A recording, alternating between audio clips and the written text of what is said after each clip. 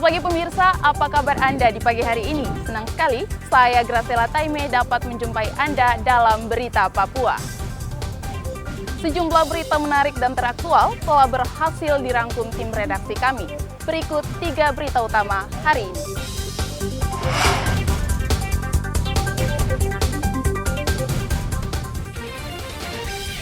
Ketahuan pemilik rumah, 2 pencuri di Merauke nyaris diamuk massa. Tiga pabrik miras oplosan digerebek polisi, pemilik pabrik melarikan diri.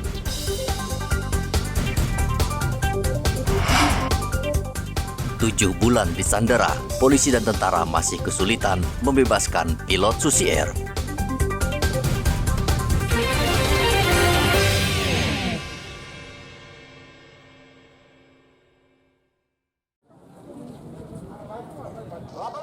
Warga di Merauke naik pitam. Sambil membawa alat tajam, mereka mencari seorang pencuri yang diduga masih bersembunyi di dalam rumah di Jalan Menara, Lampu 1, Merauke, Sabtu lalu. Kemarahan warga beralasan karena 2 pencuri nekat membacok pemilik rumah di siang bolong sehingga korban harus dilarikan ke rumah sakit. Saksi mengatakan kedua pelaku masuk ke dalam rumah yang tidak terkunci. Namun penghuni rumah memergokinya karena panik kedua pelaku membacok korban hingga menderita luka di bagian kepala. Kedua pencuri ini lalu bersembunyi di atas plafon rumah dan warga yang mengetahuinya langsung mengepung rumah serta meminta pelaku keluar atau warga akan menghakiminya. Tadi itu ceritanya begini, itu tuh yang tuan rumah ada lagi tidur di dalam rumah. Itu tuh pas begini kejadiannya tuh itu tuh pencuri 2 orang masuk. Terus 2 orang masuk dia langsung tuh bacok orang itu. Dia bacok dari dalam muka semua, badan-badan ini hancur. Nah, ini apa ketika tuh masyarakat kepung, itu tuh orangnya sudah lari pantai, Pak. Begitu, Pak. Tapi ini masih cari nih ya? Ini masih cari. Tadi itu kita memang sempat ketemu orangnya, cuma hanya ini apa kita tidak sempat tangkap dia, kita pikir aja lari biasa di pantai, padahal itu tuh dia sudah pencurinya, Pak. Pencurinya itu ya? Iya. Setelah 1 jam mengobrak-abrik rumah, ternyata kedua pencuri sudah melarikan diri melalui pintu belakang. Muhammad Ridwan melaporkan dari Merauke, Papua Selatan.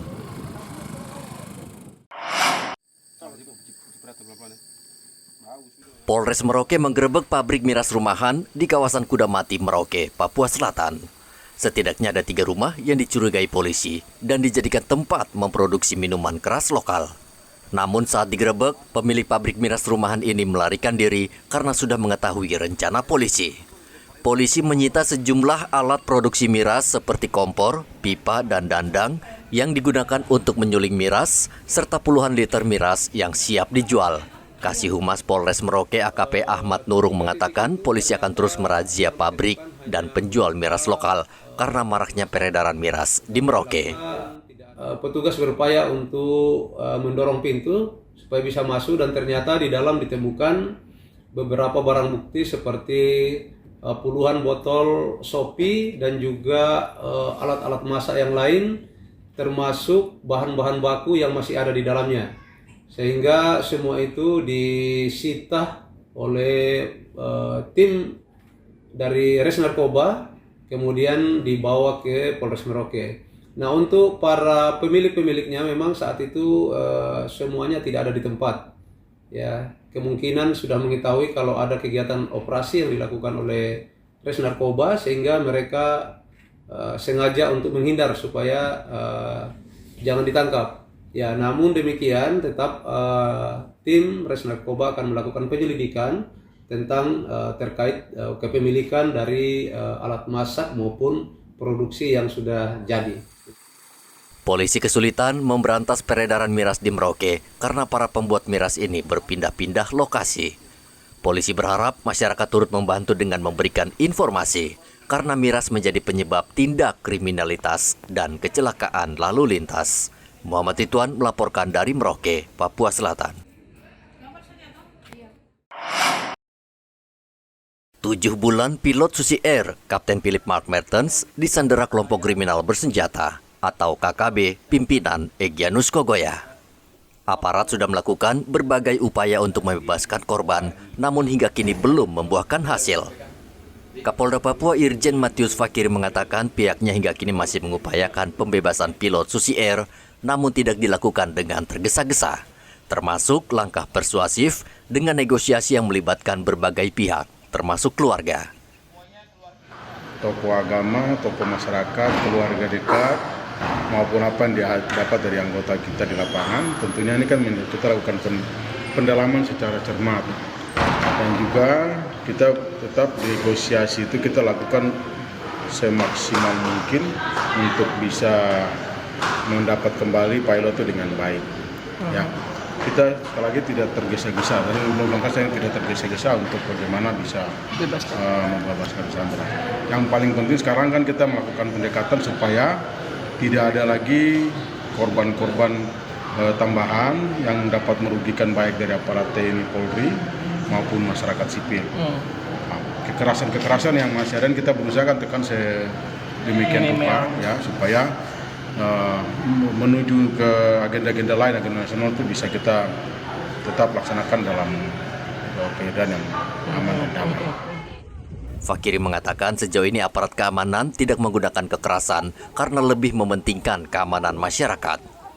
KKB pimpinan Egyanus Kogoya hingga saat ini masih menyandera pilot Susi Air sejak 7 Februari lalu.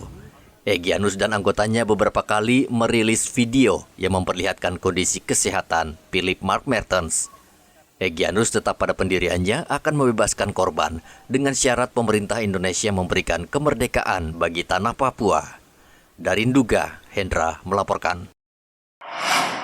Dengan adanya dana ini masuk, Akibat kondisi keamanan yang belum stabil di Kabupaten Puncak, Pemkab terpaksa menggelar rapat paripurna perubahan anggaran pendapatan dan belanja daerah di Timika. Sidang dihadiri anggota DPRD Puncak, Bupati, Forkopimda, serta tokoh masyarakat. Bupati Puncak Willem Wandik mengatakan faktor keamanan selalu menjadi kendala pembangunan di daerahnya. Kehadiran dana royalti ini membuat saya punya hutang selesai. Kalau hutang pribadi saya, hutang pedagang, hutang lain-lain, yang kalau hutang bank, ya dengan adanya dana ini akan kita tutup tahun ini, maka tahun depan itu ada dana bisa mudah-mudahan apa namanya. Selama ini kan program cari uang, tapi nanti ke depan itu uang cari program. Tepuk tangan dulu luar biasa. 9 miliar yang kami hari ini kelola, jadi itu bersyukur karena itu luar biasa. Bupati ini juga salah satu Bupati Willem Wandik dia selalu berjuang untuk demi daerah Kabupaten Puncak karena beliau tahu bahwa salju abadi di atas ini kan yang punya hak sulung negeri itu Kabupaten Puncak, maka beliau berjuang sampai malam sudah jadi ini beliau mau dipulang.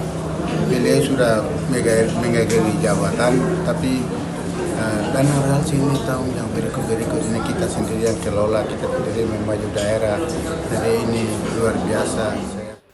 Bupati juga meminta KKB agar sadar dan tidak mengganggu pemerintahan dengan melakukan pembakaran sekolah serta gedung perkantoran.